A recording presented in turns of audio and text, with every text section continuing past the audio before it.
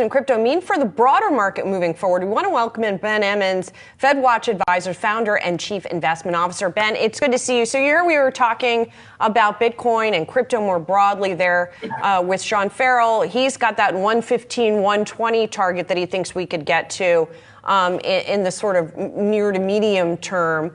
How are you seeing the interplay between Bitcoin and other assets? Are we seeing some of the money that's going into Bitcoin? Is it coming at the expense of anything else? Hi, Julie. No, I don't think it actually is, because the flows into Bitcoin ETFs are big. It's something like 100 billion of total AUM. So a lot of money moves in, but so have equity flows since the election. So that's kind of a parallel. And I think bond fund inflows are not really changed as much either. So it's in the liquidity environment currently in, and I think it's really driven by the election that is leading to these animal spirits once again revived, thinking of we're going to go into an economy that's going to be a lot of investment. And you were just talking about like this Doge, this cutting of the government, and then crowding out will be change and we get more investment. So you get all this animal spirits, leads to liquidity in the markets. And Bitcoin is very sensitive to that aspect, to liquidity. And I think that's the connection here for the broader markets. We may not be so much in an environment like 2021 when it was frothy, but this is more about we're going to potentially really go into a different environment next year with the economy, with faster growth and more liquidity. Then yes, Bitcoin should be trading at higher levels. So breaking 100,000 is quite likely here. Ben, how do you think about what the appropriate role of Bitcoin is in somebody's portfolio? There's a big debate because, on the one hand, it's an asset that's been, driven by speculation. There's a lot of confusion still. Is it the store of value or currency and that sort of thing? But at the end of the day, it is an asset that has performed exceptionally well. So from a diversification standpoint, something that performs really well, that obviously is really the right way to diversify, right? It would be different if it has a lot of drawdowns very, very frequently. Now, it does have that. I want to emphasize that it's not in volatility. It's not an asset that doesn't have any volatility. But we also have to be mindful of that. It's a separate alternative asset. So it plays a clear role now in asset allocation. People want to own it. As a result, it's going to be a good diversification. Ben, I know you've also been watching the relationship between Bitcoin and other assets. You're looking at, for example, the Bitcoin to dollar ratio versus the 10-year yield. What are your conclusions, I guess, when you look at that chart? Yeah, so there's an interesting sort of correlation here that it seems that each time that ratio goes up, which means that Bitcoin is really outperforming the dollar, that we're in an environment of where there's a lot of liquidity in markets. There's a lot of optimism and spirit. There's also an economy that shows acceleration, whether that was back then in 2016, 17, or back out of the pandemic, right, in 2020, 2021. And now we currently have, and that does drive to higher interest rates, higher yields. There's a bit of connection there. But it's also interesting to look at that ratio compared to the copper gold ratio that people have sometimes looked at, making a direction interest rates going down. So I think this is really an indicator of rates going higher, because Bitcoin, I think, ultimately is really an asset of, on the one hand, maybe, I guess, pure speculation, but really because people are very optimistic, enthusiastic about the outlook, and therefore willing to buy Bitcoin as an asset. Ben, we're still waiting for who President-elect Trump is going to nominate for Treasury Secretary, different names being floated out there, Bessent, Warsh, Mark Rowan. How do you think about those possible candidates, Ben, and in terms of how they might impact crypto? Yeah, they all have different views on it, right? I once watched an interview with Mark Rowan. He was quite negative on crypto, whereas the others have sort of a mixed view on it.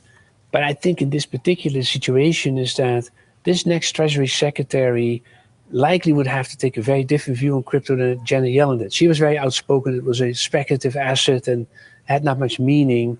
If this crypto czar is being put in place, there will be clearly a relationship between that person and the Treasury. Treasury ultimately is about the dollar policy. So I thought of it more like it may become like this crypto, strong crypto policy, like the strong dollar policy from the 90s. If Trump is serious about making it a crypto reserve, just like we have the exchange rate reserve for the dollar. And I think that's where the real link is. And I would think that a person like Kevin Warsh or Scott Bessent would be very pro-crypto for that matter. And linking that to the fact that you have an asset that people want to buy because they're so optimistic about the economy, and that's the message you want to bring out, obviously, to the public. Well, we'll see how it all shakes out. Ben, good to see you. Thanks a lot. So yeah, man, crypto is skyrocketing, yo, from Cardano to Bitcoin to Shiba Inu, XRP. I mean, money is to be made on crypto as we speak. So go ahead, Ronnie, man. We're supposed to take on Bitcoin possibly hitting 100K tonight, if not tonight, tomorrow, because it's very close, very close. I'm not sure about it because remember right now the elect President Trump is talking about Bitcoin and also Dogecoin. You also have Elon Musk talking about Dogecoin. So I see a lot of investors are really getting into it because they see how money is pretty much diversifying to more to cryptocurrency is a new form of money. So it's a good thing. But shout out to those that put in their money into Bitcoin when it was only $1 back in the days. Now they multi-millionaires. And not only that, but people put it in later on, especially around the pandemic time. So shout out to you guys. So it just show you that when opportunity comes, you never know the type of investment you made. It might increase in the long or later on in life. But not only that, but I used to listen to one of my financial guru, you already know, Warren Buffett. He was very, very optimistic about Bitcoin. I'm waiting for him to come out with another interview. I know right now Charlie Munger is no longer with us. God rest his soul. Rest in peace to Charlie Munger.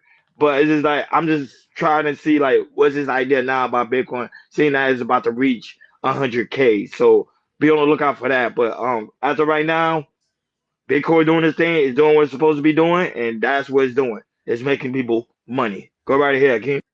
So I've always been an early adopter, an innovator when it comes to certain things, and I've been very bullish on cryptocurrency, very bullish on Cardano, very bullish on VeChain, very bullish on Polkadot, very bullish on Polygon, and very bullish on Bitcoin. Very, very bullish. This is not financial advice. It's the same thing with stocks, bonds, golds, precious metal. A lot of us don't know these things, but you have to take a risk. I would risk this instead of going to the casino. The casino, there's no chance of you getting no money back. Here, you potentially can do. I've seen my money 10x since I've been investing, and I'm investing now. I could be investing for me for retirement or for the next generation of Prince Hakeems that's coming behind me to rule the world. They need enough money to conquer countries. So I say people get with a financial advisor, learn about cryptocurrency. It's not going away and it's accelerating. Trump is just going to accelerate the process on how it's going to be integrated to our everyday life. There's going to be certain places that only strictly take cryptocurrency. And a lot of people don't understand cryptocurrency help disadvantage and marginalized community. People who don't have access to funds or bank accounts, hey, send me 4 Dogecoins. It's gonna cost you 3 Dogecoins.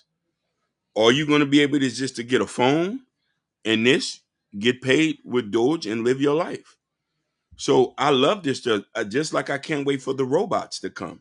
And a lot of people get laid off. We need innovation. We just got to be prepared for it. Yeah, people, when it comes to crypto, now it's the best time to do your research, and learn about crypto because it's very, very important. How, crypto's looking right now is staggering. I never seen crypto like this from Bitcoin to Cardano to Shiba Inu to XRP.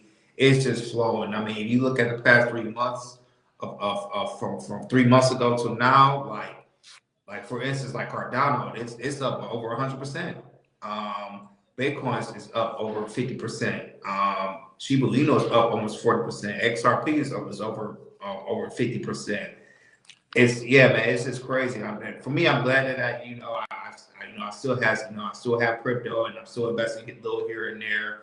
And like I said, eventually, all the crypto is going to stop and you'll see, falling down and then, falling down, the chart going down. But right now, just past 3 weeks, crypto has been on fire.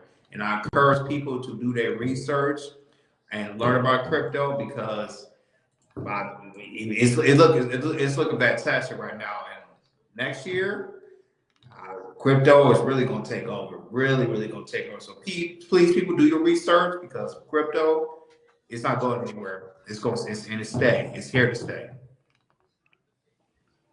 Now that, but shout out to Shay Shay that's watching us on Instagram. First one holding it down over there on the Instagram road. Appreciate you, Shay Shay. Now that, shout out to Fresh Time Florida and Urban on today is their birthday, guys. Wish them a happy birthday in the chat.